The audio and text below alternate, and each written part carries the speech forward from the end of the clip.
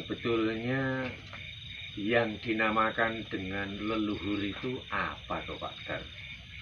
Kan banyak sekali orang membahas tentang leluhur, apalagi tentang leluhur Jawa. Nah, kok ada kalimat leluhur Jawa, ada kalimat leluhur, bahkan di hashtag pun ada itu secara terpisah Pak Dar. Ya gini ya Mas, leluhur itu kan dalam orang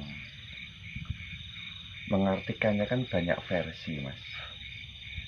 Jadi leluhur itu yang berversinya umum itu kan nenek, cicit, apa itu namanya, sesudah nenek itu. Jadi orang-orang terdahulu yang ada aliran darah itu leluhur kalau menurut umum loh ya Mas ya. Cuman kalau menurut hakikat yang namanya leluhur itu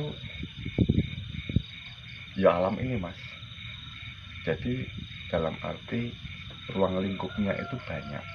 Nah, di sini banyak sekali dan bahkan mungkin ya ada yang mungkin belum paham bahwa leluhur itu sebenarnya kalau kita sudah meliputi ataupun dalam hakikatnya itu sudah yang namanya leluhur alam. Jadi kan dimanapun tempat itu kan bisa dibilang leluhur. Iya toh? Ya. Pada hakikatnya loh ya. Cuman kalau syariatnya leluhur itu ada aliran darah lah, turun temurun. Cuman kalau itu syariatnya ya menurut umum. Cuman kalau hakikatnya leluhur ya alam itu sendiri Mas. Loh kok bisa Pak? Iya. Karena apa? Sebelum manusia diciptakan itu kan alam sudah ada dulu Mas. Termasuk tumbuhan, iya toh? Ya termasuk hewan. Itu ada duluan. Itu bisa dibilang leluhur Mas. Loh kok bisa Pak? Itu kan bentuknya lain. Iya. Yang di sini yang kita kupas adalah mata rantainya. Karena apa? Manusia itu tanpa ada tumbuhan, manusia itu nggak bisa hidup Mas. Nah, terus manusia tanpa ada hewan, itu juga nggak bisa hidup. Karena apa?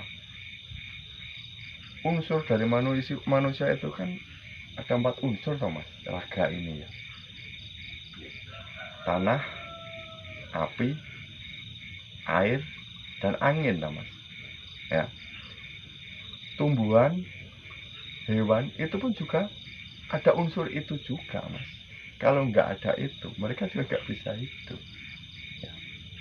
Jadi konteksnya di sini hakikatnya bahwa leluhur manusia itu siapa? Alam ini sendiri. Itu hakikatnya Mas. Ya. Kalau alam ini sendiri kita mengacu kepada yang namanya Tuhan meliputi segala sesuatu. Leluhur kita itu siapa? Ya Tuhan itu sendiri Mas. Gimana mungkin? Iya kan? Nah, jadi mohon maaf ini sebelumnya ya. Kayak teman-teman yang lagi booming sekarang, apalagi keadaan ekonomi lagi sulit, banyak orang yang ngalap berkah di tempat-tempat sakral. Iya kan? Itu pun bisa dibilang leluhur kalau kita membawa kesadaran yang tinggi Mas. Karena apa? Karena tumbuhan itulah kita ada. Karena angin itulah kita ada. Karena unsur api itulah kita ada sebagai manusia. Bahkan unsur tanah pun kita, dari situlah kita ada. Iya toh? Salah satu unsur itu hilang dari tubuh kita sudah nggak bisa dikatakan manusia lagi. Kita sudah nggak bisa hidup lagi Mas. Kita sudah nggak bisa dikatakan apa ya, istilahnya itu manusia yang sempurna lagi. Jadi yang namanya leluhur itu konteksnya. Kalau kita bicarakan secara hakikat, alam itu sendiri. Sedangkan alam itu sendiri siapa? Ya Tuhan itu sendiri. Karena apa? Tuhan meliputi segala sesuatu. Kan gitu. Nah, terus ada pertanyaan lagi. Berarti kita meminta kepada pohon, boleh Pak? Misalkan, ya, loh, boleh. Kita memohon di depan batu besar boleh nggak? Boleh.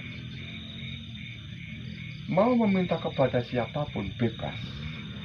Cuman dalam ada tanda kutipnya. Bawalah kesadaranmu bahwa Tuhan itu meliputi segala sesuatu. Kan gitu toh. Yang namanya meliputi segala sesuatu yang bagaimana toh?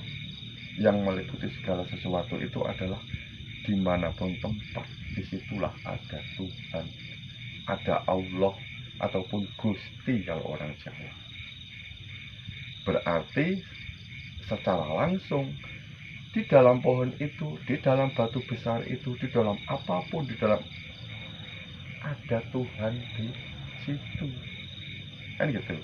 Nah, makanya Mas, jadi konteksnya kenapa orang-orang Jawa dulu itu suka sekali, ya nenek-nenek kita, kakek kita, orang-orang yang sudah mendahului kita sowan yang Gustine, suka sekali ngobong dupo, suka sekali mendatangi tempat-tempat keramat. Ya karena di situ energinya tinggi, di situ energi leluhur kita yang tinggi. Ya, minta doa restu di situ. Ya. Jadi agar kita nggak melenceng ya, dari aturan-aturan Tuhan itu sendiri, bawalah kesadaranmu terhadap Tuhanmu. Nah, kalaupun minta di bawah pohon besar, kita ngobong dupa di bawah pohon besar, bawa kesadaran itu. Tuhan pun juga ada di sini. Kita nggak minta pohon itu, cuman kita minta kepada Tuhan. Karo Gustine sing manggon neng ndi? Ya ning jagat itu kebakar Gusti Allah. Bahkan ada di diri kita sendiri. Nah, gitu loh Mas. Itu yang namanya leluhur. Makanya Mas, leluhur itu sebenarnya dalam konteksnya, cobalah mungkin nek panjenengan pun kalau pengalaman kesana, kalau kita mengenal leluhur Jawa, misalnya enek wong kasarnya piye ya Mas, bahasanya pun juga bahasa Jawa, bahasa Melayu bahasanya pun juga bahasa Melayu. Karena memang apa, ya itulah masing-masing tempat, ya toh, masing-masing suatu daerah itu membawa bahasanya sendiri-sendiri, membawa budayanya sendiri-sendiri. Nah, gitulah Mas. Semuanya itu